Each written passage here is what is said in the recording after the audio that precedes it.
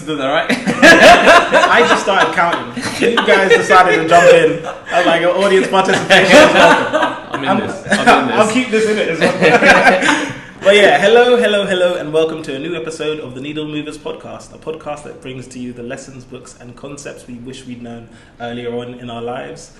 As always, it's your hosts, Mark Jasons, and my co-host, Valeria Tommaso. Well, hey, and for once in a lifetime, we're together in the same place, Really? in a coffee shop, somewhere around Pinner, which is in West London, if you're not familiar, for Very specific. our American folks. And we're joined today by Hov, who is the owner of this fantastic coffee shop.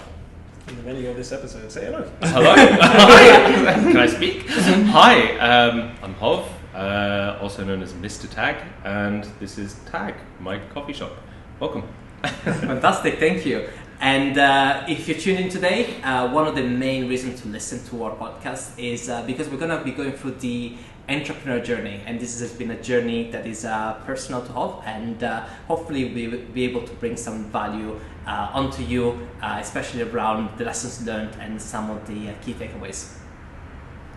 Right into it. Cool. So just as a starting point, just let us know a little bit your background, what you did when you were a little bit younger. What did you do before this coffee shop? Gosh, how long have we got? Younger, grew up with a big family. Everything was always kind of sociable. Lots of noise, lots of family. Food and drink was very sociable.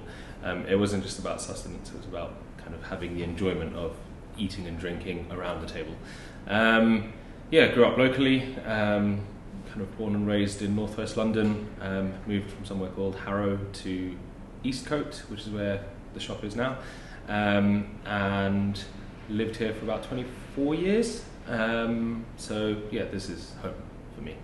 And then, when it came to setting up a business, I worked in the local area for a few months, and then it came to the point where I was opening my own place and thought, it has to be here.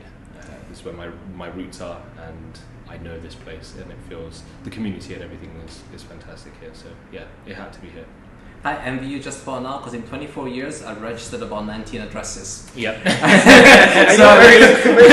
there is an address envy right now. I two. East Coast and here. That's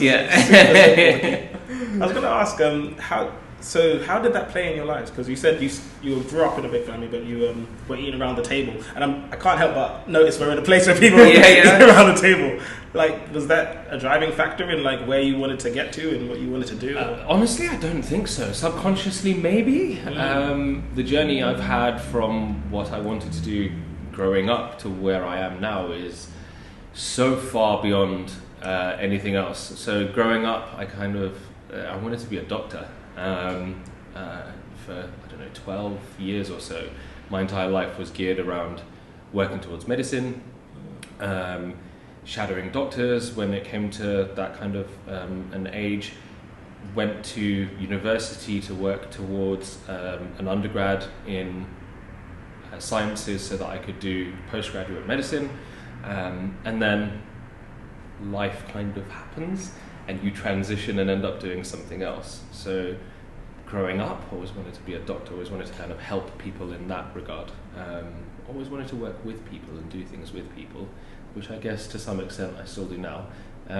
But now I fuel the doctors with caffeine so that they can do their thing. So kind of the journey has been very interesting, and there's lots of things that have happened along the way. I like that you said life happens. That is such an adult thing. Life happens. Life happens. I get it. That's the way it works. And do you think you took the same core? Because you said you wanted to help people, or like, and then you, at core, that seemed like what you still managed to achieve. Yeah. To some extent, at university, I did some volunteering and things, helping out.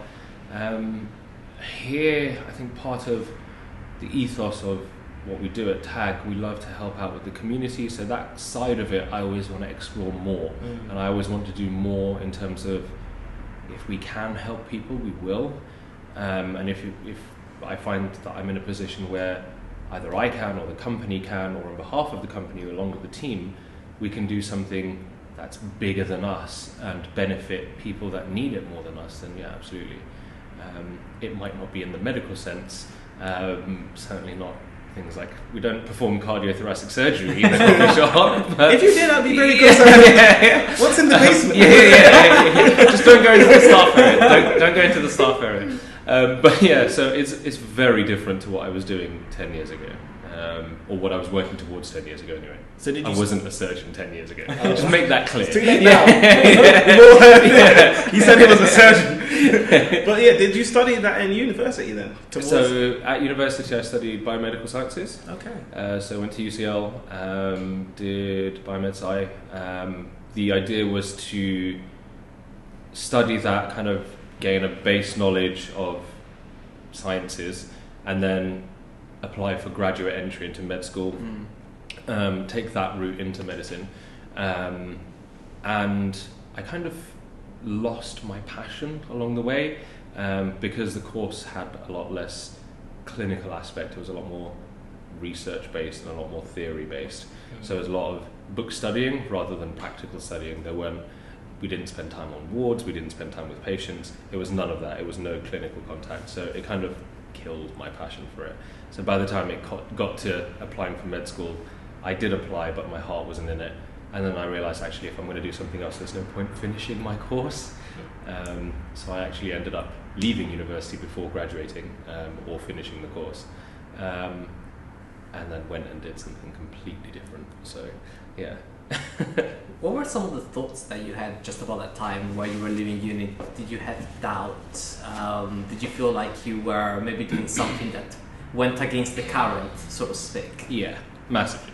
Haven't really spoken about this, but happy to speak about it here. Went through a period of depression. There's no way of hiding that. It was about a year's worth of misaligning what I was doing versus what I wanted to do versus where I thought I should be and what I should be doing. I didn't feel like I belonged anywhere, and certainly not with what I was doing. I retook a year at university, and then the weight of that added on to the fact that I thought about leaving university, and you kind of think, should I just stick out another 10 months or another 11 months and not throw away those years that I've studied so far? And then you think, the decision that I made was, why am I wasting another 11 months to salvage, just for the sake of the 3 years that have already gone? That's another waste of another 11 months. And I thought, actually, if I'm going to do this, let's just do it.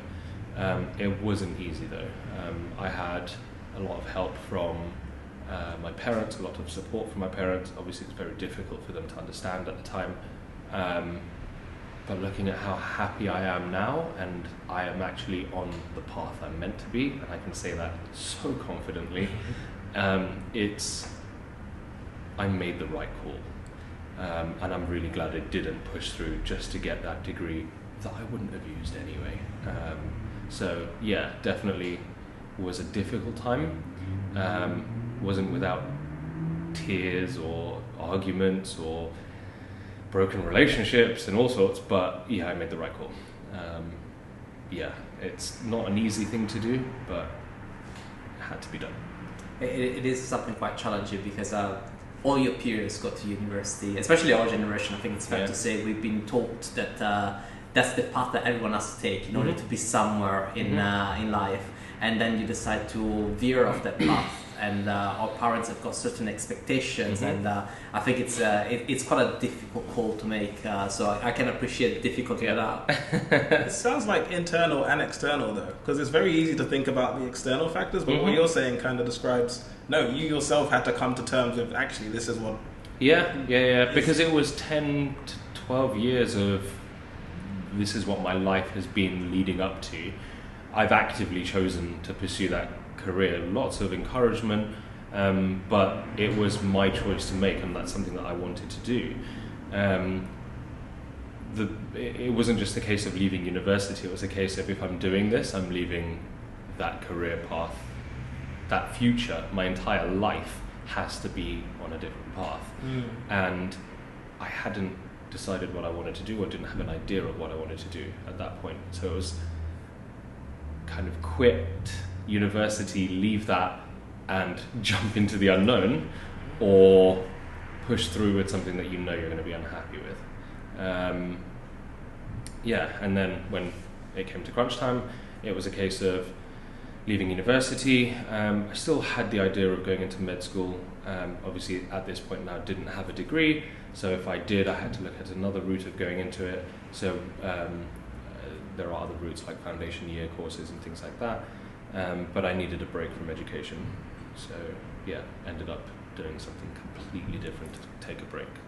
So it sounds like you avoided the sunk cost fallacy. That's a lot of sunk cost, I think, to take into consideration, right? Like 10 to 12 years of just focus. Yeah. But then... Plus all the debt at uni. But it was only £3,000 back then. It was. I had this conversation actually earlier on today. Yeah. We envy the generation before us that it was free, and then the generation after this had to pay £9,000. It was like, that's all I paid overall. Yeah. The pocket pat. Yeah. Like, this stings to go. Yeah. That's how you okay, I don't want to get into that. Yeah. I think about that's a whole other interview. Okay, so then after you left now, and I wasn't aware, so you didn't know where you was going to go to. You just knew it was not going to be that, basically. Correct, yeah. So then where did you go on your path? Did you find like direction or mentors? So I'd applied for medical school courses with foundation years, so where they didn't need a BSc and undergrad course. Obviously the course was longer because you had to make up those years in that course.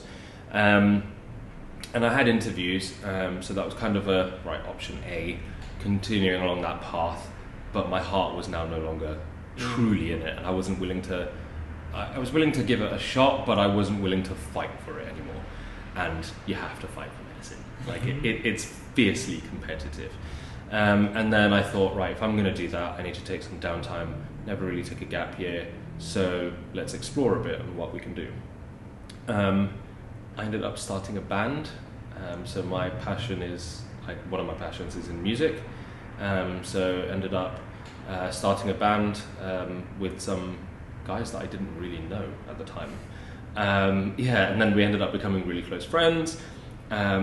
I'd told myself it was going to be maybe a year, 12 months, something along those lines. We're going to write some music, go play some gigs, see where this goes. Time away from the desk and just going over books until 2-3 a.m, cramming information. That lasted about 2.5-3 years. I got a bit carried away with it. Gap year to start. We ended up going on tour. We ended up doing big gigs. The guys are still going. They are fantastic. The music that they write now is. I regularly ask my little device, which I'm not going to name because there's one around here somewhere. Start firing off. Regularly ask that device to play the songs that they still write and release. But that was a totally different, like med school, and then music, heavy metal band, very, very different. And then I was running what I looked at the kind of business end of the band. So I was doing a lot of the kind of costings for stuff and the merch stuff, and treating it like a business as well as a hobby, because ultimately we all wanted to quit our day jobs and have the band feed us. But in order for that to happen, there were 5 members in the band plus a manager and maybe even a co-manager that needs to pull in significant amount of money for it to be able to sustain 5, 6, 7 incomes for us to leave our jobs and do that full time. You have to start treating that like a separate entity, like a business.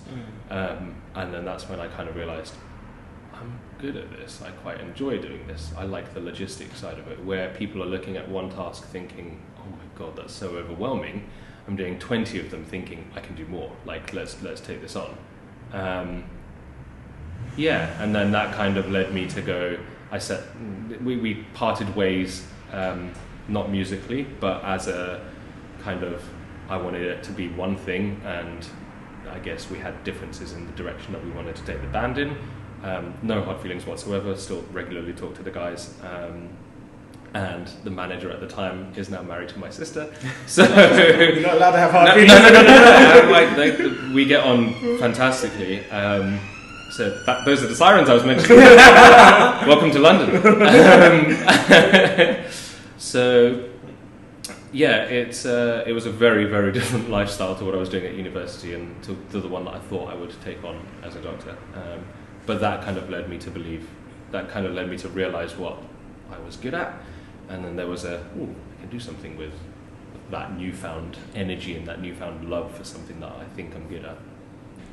So, from realizing, I guess, what you liked within the band, is that what then sparked your first venture? Yeah. So, from that point of kind of realizing I enjoyed, I guess, maybe project managing or running the business end of things and looking at how we can make something like that work, there was an opportunity to start something with an idea that then evolved into something beyond what the original idea was. It moved into something else. We ended up with a product that we needed to test, and before money was put into it and commitment was put into it, time-wise and sacrifice of everything else, it was a case of we need to test this out. So there were pop-ups that we did in Walthamstow, lots and lots of street markets, food festivals and things like that. So kind of lower cost, low risk environments. So not brick and mortar like this, but it was kind of small events and see what people think. But a product that I like and my family like and other people enjoy doesn't mean that it's something that can sell. It doesn't mean that it's something that can make money. It doesn't mean it's something that can evolve into a business, into a brand. It might just end up being a tasty drink, and that's all it's ever going to be. So did about a year and a half worth of pop-ups and things like that until space became available with in Leicester Square. That was with a friend from university. He was already in business with his family, and he had a lot more experience than I did in running certain hospitality things. And we kind of went into it with shared risk. He did one side of it, I did the other side of it, and learned a lot. We did it for a good couple of years, and the space wasn't ours. It was a front of house of a theatre. So we were very limited to what we could do in terms of branding. We were limited to what we could do in terms of testing theories out of, does this work here? Does this work better there? Do customers respond better to this? We just found that because it was in our space, we didn't have an identity. And in this day and age where brands and products are all identity based, we struggled to kind of gain momentum. We ticked over and broke even and did what we needed to do, but it wasn't enough to kind of go, right, let's make this scalable. That then came to an end when rents went up, and then the landlords decided that they wanted to do something different with the space. They wanted to kind of run it themselves because they saw potential in it, so they increased the rent, kind of forcing us out. Ended up calling us back a couple of months later and saying that, can you please come back? Please come back, we miss you. Absolutely not. Genuinely one of the best phone calls I've ever had in my life. So good saying no. And then it was a case of, right, I need to learn to do this better because I've kind of winged it. I've jumped into something and I don't know what I'm doing. So yeah, so after leaving that space, it was a case of, right, I want to do this again, but do it better and do it properly and do it on my own. Tired of partnerships. So there was a bit of a falling out. I won't go into details. There was a bit of a falling out. Obviously, we had some disputes with the landlords because they put the prices up, but the business partner that was with me in the company, it just went completely sour. I wanted to take it one way, they wanted to take it another way, and because I didn't have the knowledge, I guess, or the experience or the understanding of how certain things work, it was very much I hadn't protected both myself and also the company, and how I didn't know what I was doing at the time. It was very much a deer in the headlights loss. It did actually end up in a couple of court cases, so it was really, and it was a long time, and I knew that I wanted to do something that was better than that. So ended up kind of losing a couple of years of my life to that, but learnt massive invaluable lessons from that. In those 2 years, while the court cases and everything was pending, it was, right, how can I learn to do what I want to do better? Wanted to open up a coffee shop, but wanted to learn to run one better, wanted to learn to work in one better. So thought, right, what's the best way of doing this? Let's just go and work at the nation's biggest coffee shop. So I went to work at Costa for about 16, 17 months.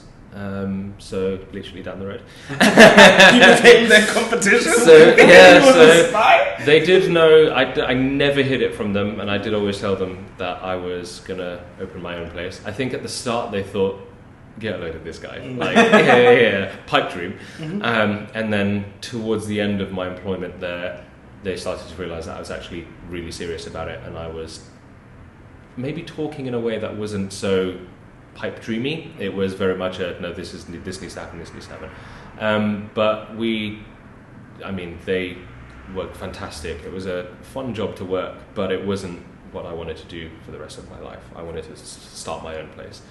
Kind of learn some of the things that I wanted to do and learn better ways of doing things. Definitely learn what not to do. And then I guess in any regard, everyone who's doing something like that, you always look at it and go, I can do this better. And sometimes it's right, sometimes it's not. But kind of mixing and mashing that with my previous business and then the corporate world of Costa and looking at how they do things, I guess was born Tag. So here we are. The phoenix from the ashes. Basically, yeah, basically. By the way, sorry, I love the whole from the pop-up stores all around Walthamstow. Yeah, which practically you had a minimal viable product and MVP. You were just going around getting the feedback for a year and a half. Yeah. Most people will give up after 3 weeks. Yeah. And I love how you did it for like a whole year and a half getting that feedback in, and then great, you get the shop, the rent goes up. That's really difficult by itself, but then also the relationship goes sour with a partner. The whole court cases. I've been in court myself. It's hell. It's difficult. Horrible. It's horrible. It's horrible. I'm grateful for it though. So at the time, it was really difficult. I think one of the things that was, I guess, kind of reflecting on this in similar kind of ways to what we've already touched upon in this conversation.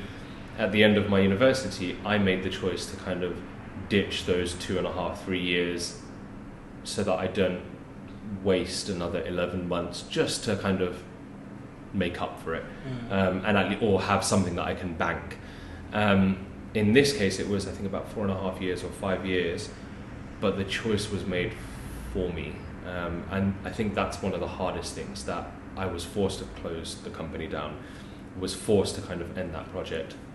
And after about 4.5, 5 years of pouring heart and soul into it and not having, there were so many sacrifices made on little things, from birthdays to going on holidays with friends to the bigger things and relationships and arguments with family and all sorts. And then it ended up being this kind of big saga.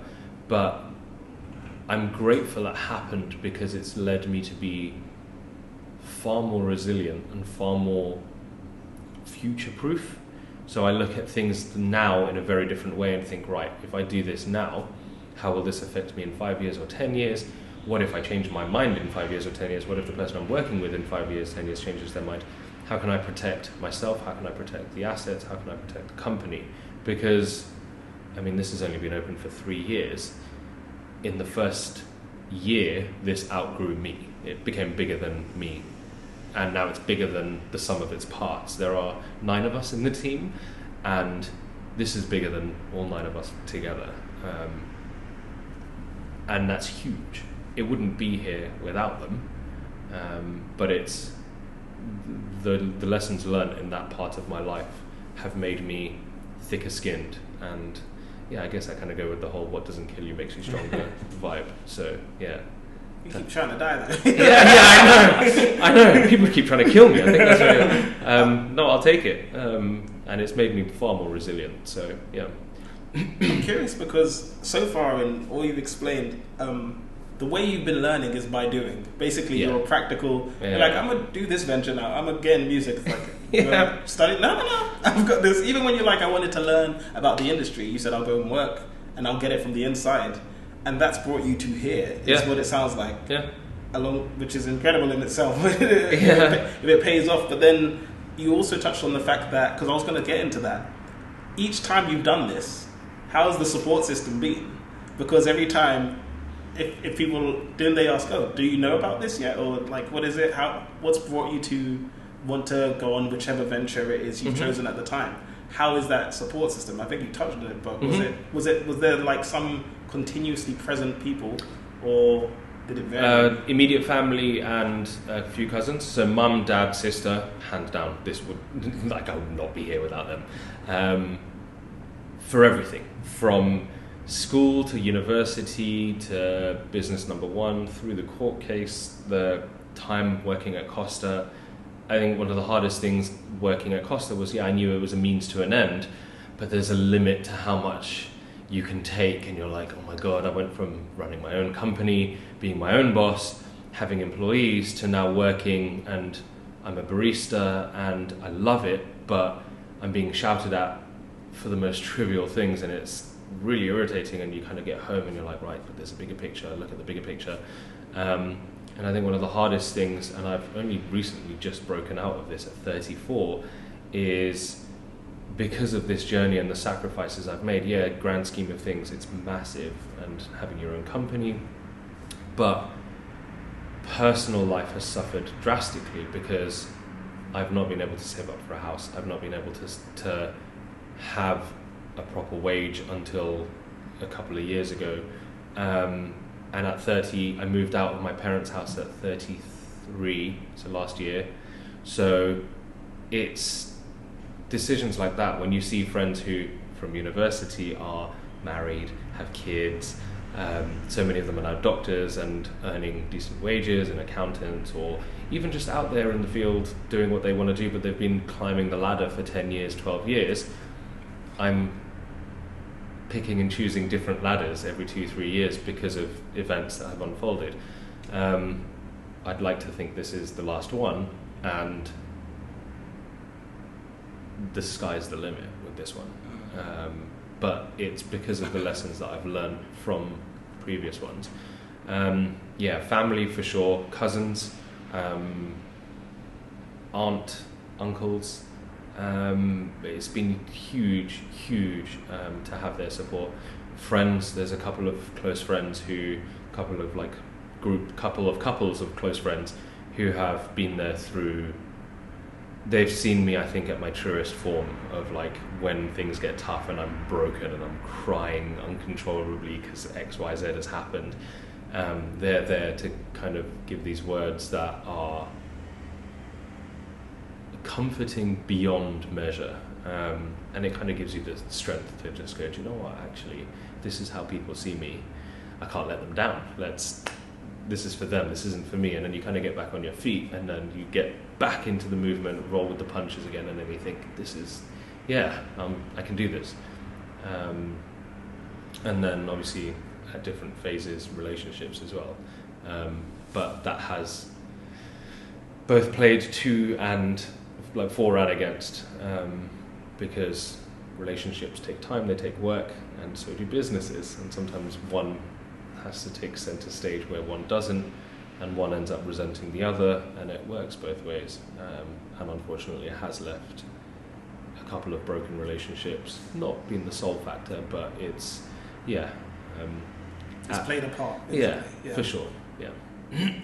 It's interesting because it's like the person behind the powerhouse. People don't see that sometimes. They see the whole ooh, they're like, I want this. He's doing well. Like he's got a shop, a team who are very happy. They're with customers who are very happy. We get customers fighting over tables and chairs most days because they're like, well, I was going to sit there. And we're like, yeah, no. And then you get people going, do you have any more tables and chairs? We're like, no, not really. But this is a great problem to have. It sounds like you've got Sheldon coming around. We got that spot. basically. I occasionally like to work from here as well because the office is in the back and it's a bit kind of boxed in. So I'll occasionally sit in the coffee shop and work. And then it gets to the point where I'm taking up space and I'm like, damn it, I have to get up and leave. But no, it's, on the surface of it, I mean, don't get me wrong, it is fantastic. I love it. I wouldn't trade this in for anything. I love what I do. I'm meant to be here because of the journey that I've been on.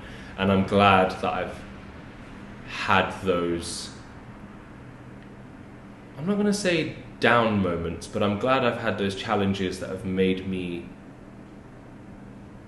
bigger, better and stronger for it. And TAG exists because the previous one or previous experiences weren't meant to be. So this is built on the foundation of all of the rest of them and the lessons and everything else with that. So it's been a mad journey actually. Talking about it like that has made me realise how much I've done, which is crazy. But when you write your book, we'll buy it. We do book club, doesn't it? It's quite insane to think about that journey that you've been on, because most people will think, as you said, walked into the coffee shop, it looks great, the owner must be having such a great time, but they see that at surface level, but they have not seen everything that you've been through. Especially, I think for me what really resonates is the fact that you've been through so many difficulties, but at the same time you saw all of your peers and what you could have had, and having that comparison running in your head, and probably even through social media, thinking right now, clenching my teeth, no, that's still very much the way I said this to a friend literally 3 days ago, it feels like I'm playing catch up on my 20s. So the last year, 2022, was the first year I lived out on my own. So I lived out with an ex, but this was like, this is me now. I've done my own thing. So it's the first year I've lived out from parents. And at 33, on average, I'd say that's probably quite late in the pattern of things. Not in Italy. So, or Armenia, so it's cool. It's very much see lots of friends who are, they've been on the ladder and the journey that they've been on for the last 10, 12, 15 years. There's pros and cons to both. Some of them are fed up in their jobs, some of them are loving it, some of them have prospects beyond what they're doing now and they're going to continue climbing, but it's difficult when people look at it and they're like, oh, but you're so lucky, you've got this and this, and you're like, yeah, but if I told you what I had to do to get here and the sacrifices I've made and the burnt bridges that have led to this, there are moments where you think, was it worth it? Now, for sure. And I'm nowhere near where I would like this to be. This project is just the beginning. I'm barely scratching 1% of what I reckon this can do and what I'd like to do with it. Very much looking forward to it. But on the surface, when people look at it and they walk in and they're like, oh, you're doing really well, look at the queue, and you're driving a nice car and you've moved out and everything, and I'm like, yeah, but I'm 33. I'm like, and all the things that have happened before. But it's worth it. It's like green totally grass, worth right? it. Sorry? Green grass. Yeah. You look and you're like, what is that fence? Yeah. Pretty, but in reality, you're like, but you don't know how I got my Yeah. lawnmower. You have no idea. This is AstroTurf most of the exactly. Pave it and don't worry about exactly. it. No, I've had, last year I went to 7-8 weddings. That's it. There were moments where you read it on social media. There's all those memes of like people going, oh yeah, everyone's getting married and saying all these nice things, and I'm sitting in the corner ordering another Jaeger bomb, and I'm like, hi guys. But then last year that hit. I was like, oh, you gotta stop inviting me, please. Everyone's having weddings, and I'm like, I'm very happy for them, and I'm loving the celebrations, and I'm loving the love. It makes me happy. But there are moments where you kind of stop and go, right, there's the pros and cons of having all of your life put into something has meant that certain other things have, there's only 24 hours in a day, right? So unfortunately. I do think it's so easy to look at others and say, what's going on there? And especially when it's in your face. Yeah. You come and you sit and you're like, oh, okay, thank you. There's love in this room. Yeah. But it's everyone's on their own journey. That's probably why they're still saying to you, what is this kid? Yeah. Really? But equally, I'm sure they've got the loving relationships. Obviously, they're getting married and whatever, but then there's other things. Maybe they're not so happy in work, or maybe there's something else that's happening that's not on the surface of everything. Everyone has their own journey, everyone has their own path. It's very easy to say. Yeah. And eat popcorn and watch and be like, yeah, absolutely. Yeah. We've got nice big windows here that you can do that from. So. Can we address the elephant in the room though? Tag. We've gotten all this way to get to this point. Is it obvious? Well, the elephant is the room. That's where we are. So we're here now. You've come through, you've done your businesses, and you've gotten to this spot. Firstly, can I just ask, why is it called Tag? I'm sure you get asked this a lot. We do get asked this a lot. I really do need to put this somewhere that explains it. I guess now that I've explained the previous part of the journey, the previous company had a very Armenian name. I'm Armenian. So it had a very Armenian name, and I thought maybe the authenticity of it would kind of play into that. So Costa, Nero, they sound Italian. There's a bit of authenticity around that. So I thought, right, if I do something Armenian, that would work. It did not work. Don't know if you know this, there aren't many Armenians around, so the Armenians loved it, but they form a very, very small percentage of a small percentage of the population. So when it came to naming this company, it was, right, lessons learned. What can we do that's different? We kind of went to the drawing board. I did work with a branding agency to come up with the colours and the name. They did a lot of great work on this. And they designed the logo and they did the bulk of everything. But the brainstorming that we did with them, the brainstorming that we kind of sat down and did lots of different group sessions. My key kind of factors, my key non-negotiables, as I call them, were has to be one syllable, some maybe two, and it has to be a word that already exists in the English language, but not associated with tea, coffee, or food. Something that people will know how to spell and therefore Google quickly or easily. And then there were two clear winners after all of that, and one of those stood out way more than the other one, and that's Tag. It's not an acronym. It is now. But people have tried to find, there's no dots in between, so it's not an acronym. But people have tried to make up their own acronyms, and we've had a fair few. So Takeaway goodies? Takeaway goodies, that's a new one. There are seats. That's a new one, I like that. I think he's taking that away. Yeah, I'm taking that away, yeah. The Armenian guy, I've had a couple of people. Factual. Tea and gossip was my favourite, but it's not what it stands for. It's just Tag, and it's not German for day either. So, but Tag is German. Is it Tag or is it Tag? No, it's Tag. So yeah. Okay. So, got that sorted? Happy with the elephant? No, because we wanted to discuss it here, right? I start with the name, but I do want to know, so... Because there's a very, very interesting start to this coffee shop. Because it was all like roses and flowers, wasn't it? You opened up the shop and everything was great, wasn't it? The period you opened it up in, that's what I was going to get to. Say again, sorry? We opened in 8th of January 2020. Oh, that's a good year. Yeah. It was a good year for hospitality, it was a good year for entertainment, for food and drink, for the public to go out and enjoy everything for the first 4 weeks. Yeah. And then this little C came along and kind of COVIDed all over the place. It's 19-year-olds. We were open for 5.5 weeks, just under 5.5 weeks, and then closed for 4.5 months. Oh. Yeah, so all of that journey leading up to this like big thing, loads of money put into it, loads of work put into it, tons of research and like the psychology of like flow of rooms and all sorts. And then finally started trading. We're just building up momentum, just getting into the swing of things. And we had to close the shop and didn't know how long for. So. I gotta ask you, when Boris Johnson went on TV and announced the lockdown, what went through your head? I'll be honest, there were two, it was kind of a bittersweet moment. From a business owner's perspective, the week leading up to lockdown was atrocious because everybody knew about COVID. There was all this speculation, lots of rumours about this is infectious, we don't know how it works, and the talk of vaccines was nowhere near even beginning.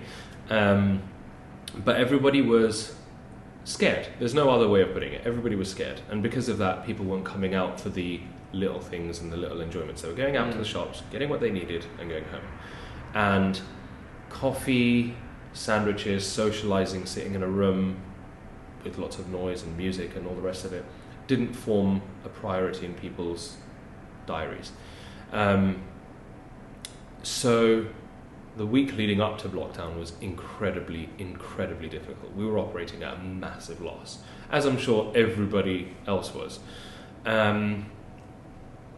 So when the lockdown was announced, it was kind of there's something being done. We're not kind of stuck in limbo. But then obviously it's heartbreaking because are we going to have to let staff go? I've only just hired the team.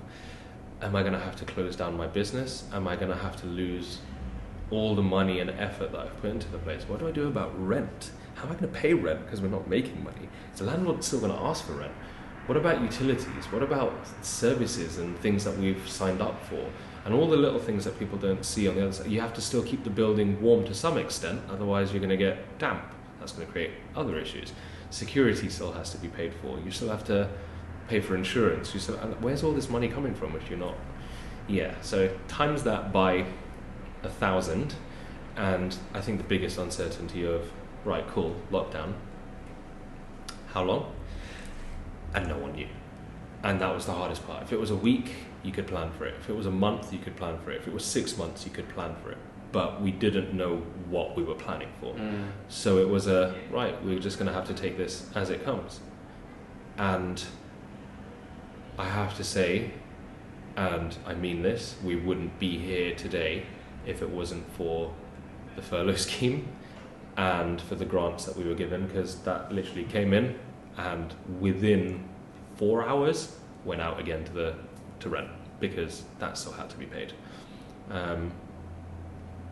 Without that I wouldn't be here. Like the tag would no longer be. It would have lasted 5.5 weeks, and that would have been it. Challenging. It's incredible to hear about it because obviously we know about the grants that be given to businesses. I don't know. I guess anyone to the extent that said, okay, those grants came in, they really helped to keep up the doors open. I know there's a lot of people that complain. There's a lot of people that talk about, we are still paying for it, etc. But it's still being paid off. The grants were given as a non-repayable thing, but then there were the loans as well. And in most business cases, because of the period of how long COVID was, you had to take out both. I'm still paying off the loan. I'm happy to openly say that because without it, we wouldn't have survived. People know that businesses had to take that cash injection, but I think a lot of people don't understand why, and a lot of people don't understand where the money went.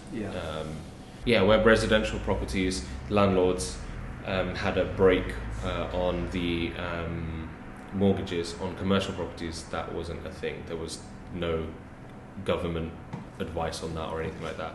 And obviously because of that, the landlords still need to pay their mortgages on the commercial properties and therefore still need the rent to come in, and therefore the businesses still have to pay the rent. And I'm not in a position where I can buy the building, so still had to pay rent. And when you're not making any money, that's a big... Rent's expensive when you're open. When you're closed, it's soul destroying to have to pay. So it was really, really useful to have the grants. But they literally came in and it didn't even last overnight. It went out the same day. And I guess COVID lasted, probably actually I should say lockdown lasted for the good part of 4 to 5 months. Looking back, it feels like a year or 2 years. Lockdown 1 was, but the effect of COVID, the kind of the wave of COVID, I guess, there were multiple waves and there were multiple kind of lockdowns, but the effect of COVID lasted. I mean, I don't think it has much. I don't think it affects us now. We're still making up the tail end of it, but I don't think COVID is a factor in the day-to-day of the business anymore. I'd say it took out a good 2 years. So the first 2 years for sure, because it went from lockdown to then takeaway only, and for a business that has no reputation and no movement and momentum, nobody's going to work. Who's taking away? Everyone's working from home, so it's like, okay, great. And then you are finally allowed people in. Then you couldn't have groups of more than 6. Then kids were included, then weren't included. Then there was no guidance on this or that, and it was like, oh my god, I've got enough to deal with as a new business owner.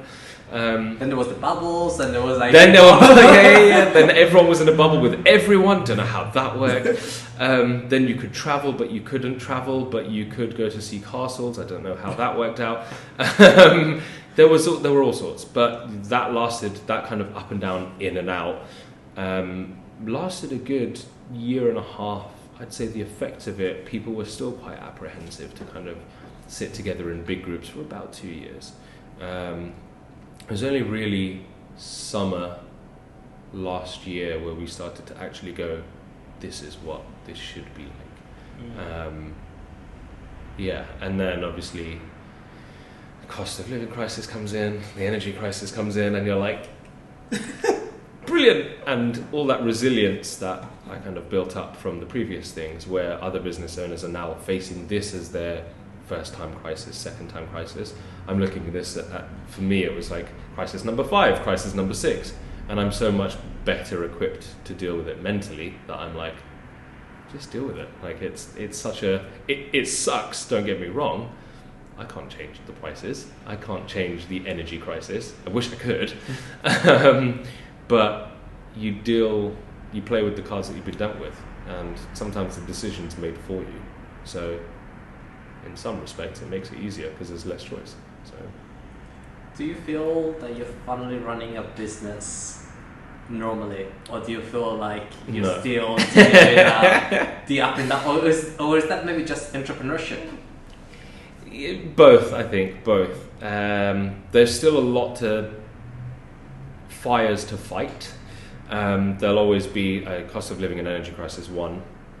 I'm forever arguing with the council about parking because they are trying to increase the parking by 165%. Yeah, I know. And it's like, well, the high street kind of needs you not to do that. And then the neighbouring borough have gone the complete opposite way, and they're giving everyone free parking. And it's like, well, everyone's going there. I'm going there. Like, why don't you do that here? But I think that's just part of running a business. And then there's also the kind of inner demon of, you need to do more.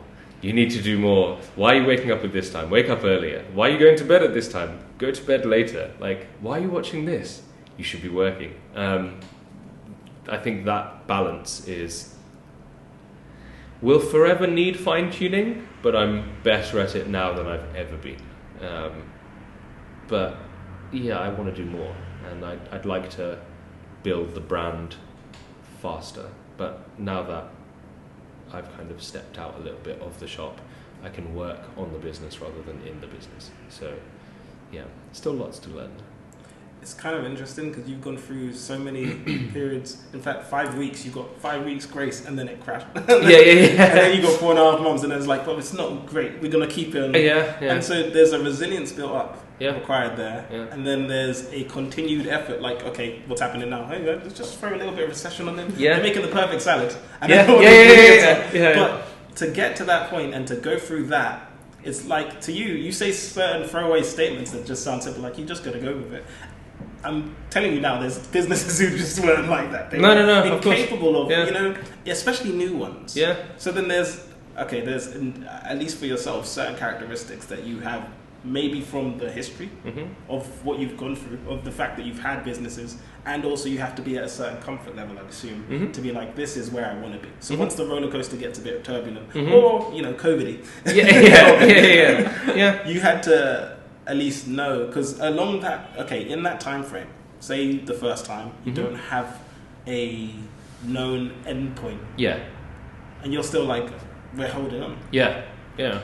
And then you get in and it's like, it's back. But then I remember they were like, bubbles, okay, out. Okay, Yeah, out. And then there was the reason I didn't fly to Nigeria 2021 was because they were like, red list somewhere. Like, and then they cancelled it immediately. Yeah. So going through all of that, where was your mind at? Was it always, regardless of what happens, I'm here? Or with the business? With the business. Yeah, 100%. I'm in this. This is me now. Like, this is my life, and I am. You're gonna have to come and fight me to take me down physically. There's nothing that can get in my way that I won't at least attempt to kind of flatten, level over, and go, right, dealt with that, let's move on. I'm at the point now where it's self-sustaining, because we've got fantastic managers and a fantastic team that do what they need to do. We pride ourselves on service, we pride ourselves on the ambience and the cleanliness and the 5-star food hygiene rating and all the rest of it, but there will always be challenges thrown at you, and unless you deal with them, they're just going to keep coming. That's life. I don't think that's exclusive to business. I don't think that's exclusive. Sure, there's probably more of them, and there might be more weight to them when they are business related, because if this fails, it's not just my livelihood, but the other 8 members of the team that lose a job, the impact that we have on the community, and the support that we do for schools, and there'll be tons of things that kind of are affected as a ripple of that. Thinking about that makes me want to fight for it more. So no, I'm in this. I'm in this through and through. It's going to take a lot more than COVID. And don't say that. Yeah. I don't believe in jinxing. Maybe that's why I've had so much time. That's what I tell this whole story. I don't believe in it. That's the title of the podcast. Yeah. I don't believe in jinxing. Yeah. You know, but you've gone through, like, for the word you use, say failures, but they're all just steps. Experiences, yeah.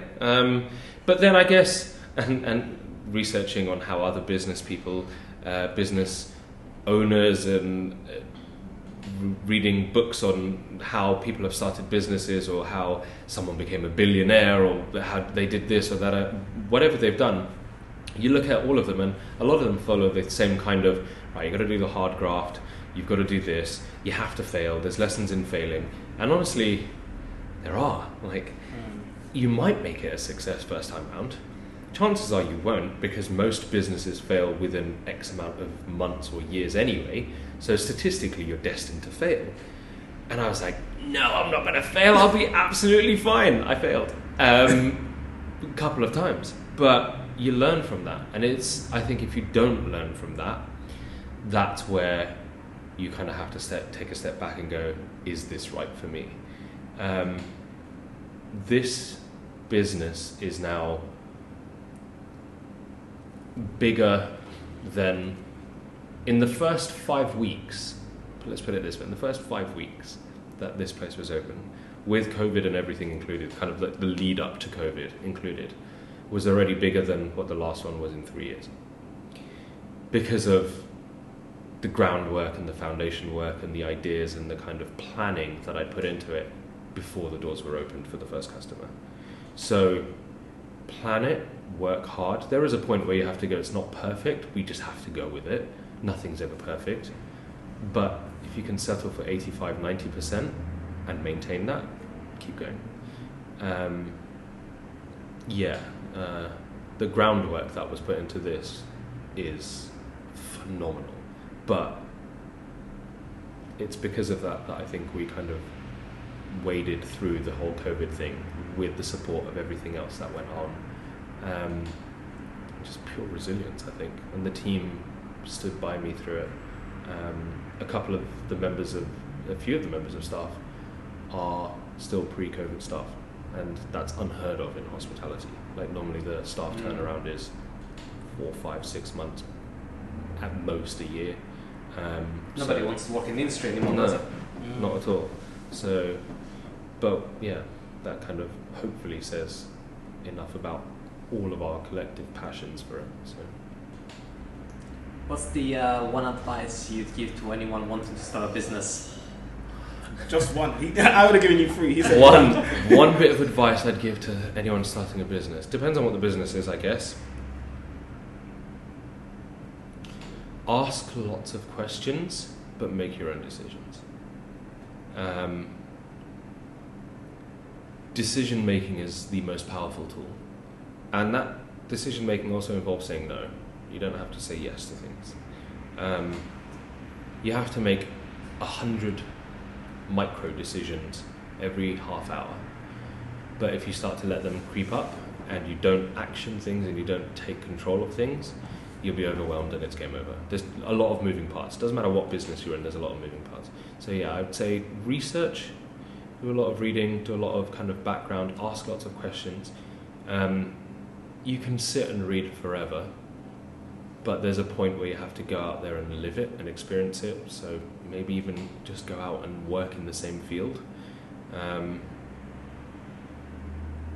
The lessons I learned working in a coffee shop chain probably equaled 5 years worth of reading and research and this, that or the other, because you see things with your own eyes and you pick up on stuff that isn't necessarily written down, but then when it comes to doing it your way, you go, oh yeah, they did it that way, that works, why did they do that? And then you kind of break it down. No one's written about that, but you've seen it work in person.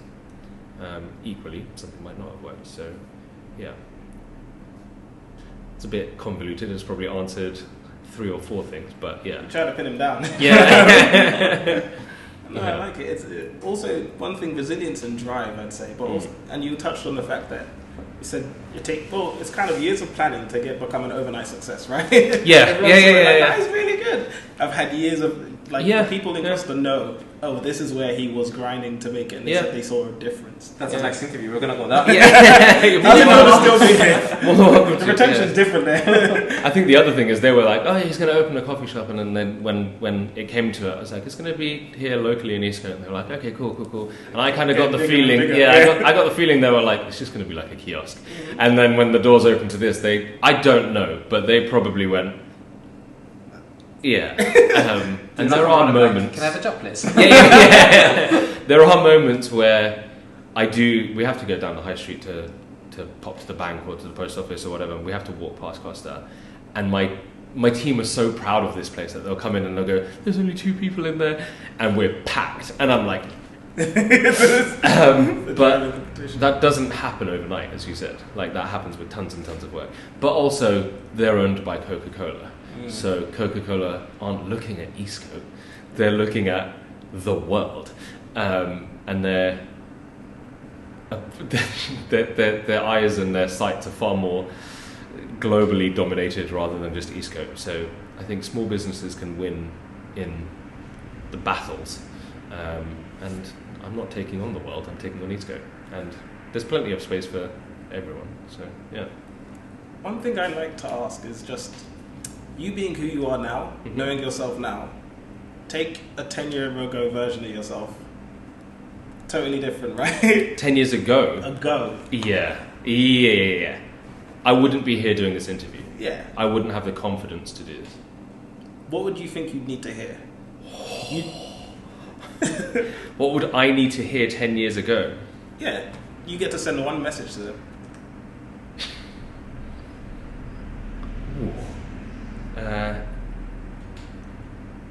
Would I have this week's lottery numbers? You'd have only this week's today. Because if that guy could wait 10 years for this week's lottery numbers, it might be worth it, you know. Might be worth it. That'd be a good show. I don't know. I'd be there to intercept. Yeah. Yoink.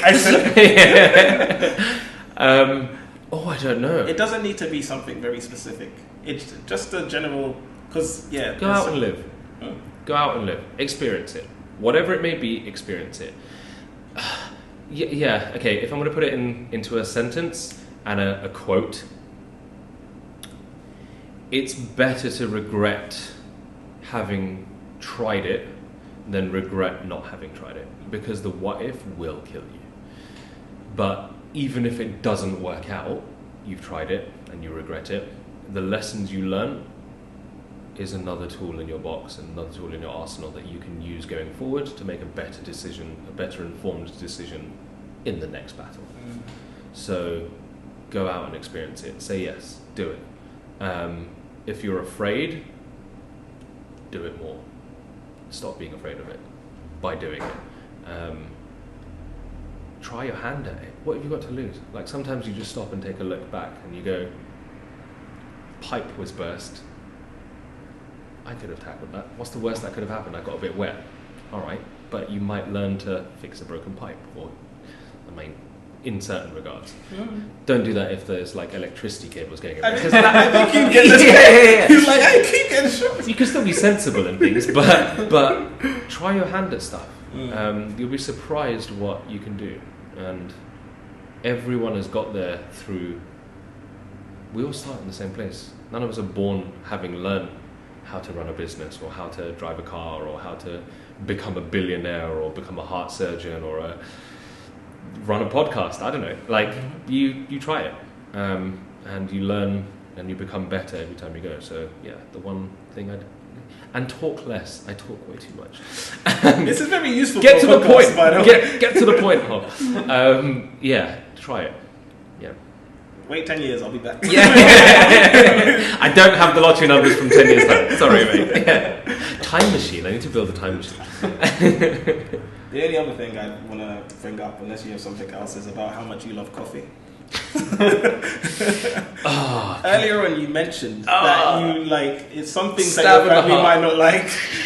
So I was really excited about this because I love coffee, and I think every single episode so far, the topic of coffee has come up one way or the other. And then to find out that he loves it. He loves it. This is like an Alcoholics Anonymous. Hi, I'm Hov. I don't and have never liked coffee. And you were a barista. Yeah, I know. I just can't stand the stuff. I love the art of coffee. I love the chemistry of coffee, the science of it. I absolutely hate the taste. I can't. I've forced myself to drink it on way too many occasions. I just don't like it. I'm a tea drinker through and through. We've got tons of different teas because of that. And the product that I was talking to you guys about, the one that developed and patented, is a latte but made with tea. So it's tea that goes through the coffee machine under pressure, and you get like a shot like espresso, but then you add steamed milk to it. Tons of different flavors like hazelnut, gingerbread, caramel, blah blah blah. This feels like a Dragon's Den spiel. But it's a latte made with tea, essentially, no coffee in it. And that's kind of where that came from, because there wasn't enough for tea. I didn't think there was enough for tea drinkers. You get tea bags, but anywhere can get tea bags, and it costs a fraction of the price to do it at home. We're going to do it better anyway. But a tea latte you'd pay for, because you need the coffee machine, you need the barista who's trained to use it and to craft it. It's far more than just a tea bag in hot water. So that's the product, and that's what I developed, turned into the business, and that's what we were testing at the markets. And yeah, it's a product and a service, because you just said what you need to make sure that product is correct. Yeah, I mean, people go out to pay for coffee. Yeah, you can have coffee at home. It's not the same. You can't replicate that level of coffee because you don't have the machinery at home. Yeah, there are smaller machines. Yeah, they're now like milk frothers and stuff. It's still not the same because it's not crafted in the same way by someone who's gone through tons of training, makes 300 cups a day. The level of artisan kind of craftsmanship that you're going to get into that does come across into the flavour and the taste. And then we also use water purifiers, multiple filtration systems, things like that people don't think of or see, but it makes a big difference to the overall taste and the experience. So so that putting that into tea, it kind of taps into the tea market and gives me something to enjoy when I'm on the coffee machine and I can have a nice drink. By the way, I've tried it. It's absolutely brilliant. It's so nice that you took something you didn't necessarily like, but you still were like, but customers will. And you're like, we're going to make it to the point that they will love this. And then you're like, but also we're going to upgrade or invent to make sure that we have something for the others. And some would just be like, I don't like coffee, forget coffee. Yeah. But you didn't do that. You chose the way. Yeah. You really like resistance. I do. Had an ex who used to get a coffee every day on her way to work in the morning, and I couldn't go into the coffee shop with her because I didn't like the smell. So I'd have to stand outside. And now I was about to say I work in a coffee shop. I own and run a coffee shop. But the tea latte that's my baby. Yeah. And you mentioned it's patented. It is, yeah. That's interesting. So it took about 5 years to develop, changing all sorts of things from the recipes to originally started with kind of re-engineering the coffee machine, and then we were like, right, why don't we just keep the coffee machine the same, engineer the drink to fit that. And then the patenting process took ages and tons of money and solicitors and blah blah blah. But so I own the patent to the process of making a tea latte through the coffee machine, and it's one of our best sellers. People love it, and you can't get it anywhere else because it's patented. So I think there's a lot to ride on that, and there's a lot of future in that product. It's really cool that it's patented. I can't wait for you to open up a joint up in the Midlands so I can enjoy myself without having to travel down. Happily, absolutely happily. So I was just going to ask, where can people find you? Do you have social medias? So at Tag Drinks on every platform. So whether it's Instagram, Facebook, Twitter. Don't really use Twitter that much, but Instagram's the main one that we use. We should use Twitter. So at Tag Drinks. Or in person here at Eastcote. So it's really worthwhile. You can find parking. Yeah, to make sure that the parking is cheaper. So make sure you come and check it out. But we just wanted to thank you for your time. Really appreciate it. We absolutely loved your story, the journey that you've been through, which is I think it's incredible. I've been to court, which is like a tiny bit, but you had a tiny bit times a million. So I can fully appreciate like the difficulties, the striving to for what you have today. It's easy for people to walk in and say, "This is amazing, I want it," but they don't see the hard work that goes behind it. Thank you. So again, thank you very much for You're most joining welcome. us. You're most welcome. It's been an absolute pleasure. So thank you for having me as well. Yeah. And as always, if you want to find us, you can find us on our social media. Mark, if you remember what it is. the.needle.movers. Good stuff. And we've got our website, theneedlemovers.xyz. We're going to hand deliver this episode to Costa. So we'll